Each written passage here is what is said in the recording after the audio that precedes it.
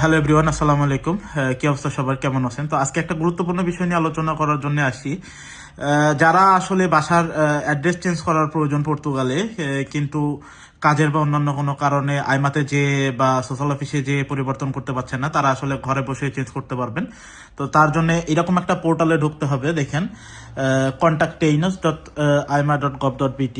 So আমি আসলে আগে থেকে এই পোর্টালটা এইখানে কপি করে রাখছি সুবিধার জন্য। তো তারপরে এই টাইপের একটা ইন্টারফেস শো করবে। Look just a second. হ্যাঁ, এই যে দেন আপনারা সাবজেক্ট টাইপ কন্ট্যাক্ট ফর্মের এইখানে সাবজেক্ট টাইপের এইখানে আপনারা আসলে নিচের দিকে স্ক্রল করে এসে এই যে রিনোভেশন পোর্টাল, অ্যান্ড এইখানে যে আপনি যেটা দিবেন সেটা হচ্ছে নিচের দিকে স্ক্রল করবেন, নিচের সরি এইখানে আপনি আসলে কমিউনিকেট অথবা কারেক্ট অ্যাড্রেস, দেন এইখানে আপনার ইমেলটা আপনি সিলেক্ট করবেন। ইমেল, জাস্ট সেকেন্ড, আমি আমার ইমেলটা দিয়ে নিই।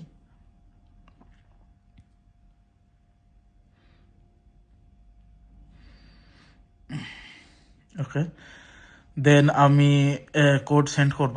আমার ইমেইলে অটোমেটিক একটা কোড চলে যাবে, দেখুন। Code, just a second. তো এই যে কোড চলে আসছে অলরেডি।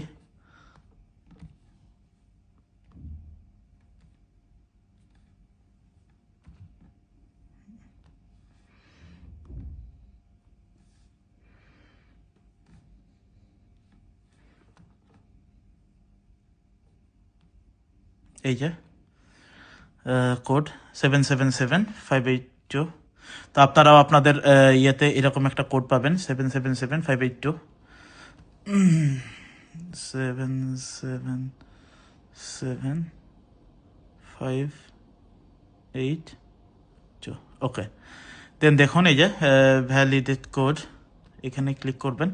ওকে, দেন এই যে আরেকটা ইন্টারফেস আপনারা দেখতে পারবেন। এরপরে কন্ট্যাক্ট ফর্ম লিখে সাবজেক্ট টাইপ এবং সাবজেক্ট সাব টাইপ এই দুইটা তো সেমই আছে, চেঞ্জ করার কোনো কিছু নেই। Email অ্যাড্রেসও same. ইনস্ট্রাকশন, আসলে ইনস্ট্রাকশনও কোনো কিছু আপনি দেওয়ার দরকার নেই। জাস্ট এইখানে আপনি ফুল নেম দিবেন, আপনার ডেট অফ বার্থ দিবেন, ন্যাশনালিটি, দেন আপনার ফোন নাম্বার এইখানে, বা যে যে ফোন নাম্বারটা আপনি আইমাতে ইউজ করছেন বা এখানে পর্তুগালে ইউজ করেন, রেসিডেন্স কার্ডের নাম্বার, পাসপোর্ট নাম্বার, দেন তারপরে হচ্ছে এইখানে আপনি আপনার পাসপোর্টের ডিজিটাল কপি এবং রেসিডেন্সি পারমিটের কপি, এবং আপনি কি কারণে আসলে আপনার অ্যাড্রেসটা চেঞ্জ করতে যাচ্ছেন, বা যে আপনি বাসা চেঞ্জ করছেন বা কোনো কিছু একটা, সেইটার একটা প্রুফ দিবেন। আপনার কাছে যে ধরনের প্রুফ থাকে